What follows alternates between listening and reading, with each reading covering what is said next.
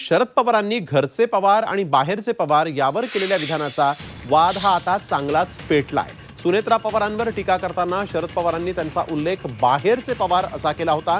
त्याचा राष्ट्रवादी काँग्रेसच्या प्रवक्त्या रुपाली पाटील ठोंबरे तसंच सामाजिक कार्यकर्त्या अंजली दमानिया यांनी चांगलाच समाचार घेतला। मुलीच्या प्रेमापोटी शरद पवार धृतराष्ट्र झाल्याची टीकाही यावेळेस रुपाली पाटील ठोंबरे यांनी केलेली आहे। तर अजित पवारांच्या लग्नाला 39 वर्ष होऊनही सून बाहेरची कशी होऊ शकते, ती त्यांची होत नाही का, असा सवाल अंजली दमानिया यांनी विचारला आहे।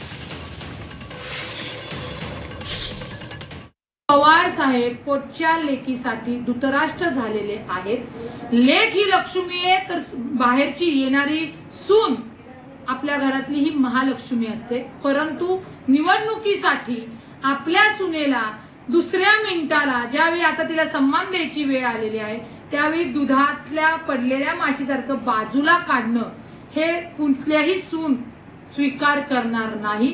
त्याच्यामुळे सुना नक्कीच बारामती मतदारसंघातल्या पण सुना याचं उत्तर मतदानातनं तुम्हाला देताना दिसतील।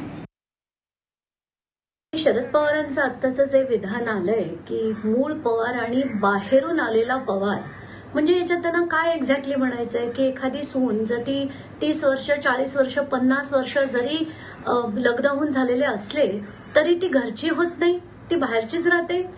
हे कितपत योग्य आहे? म्हणजे हे त्यांचं बोलणं मला बिलकुल पटलं नाही, बिलकुल आवडलं देखील नाही।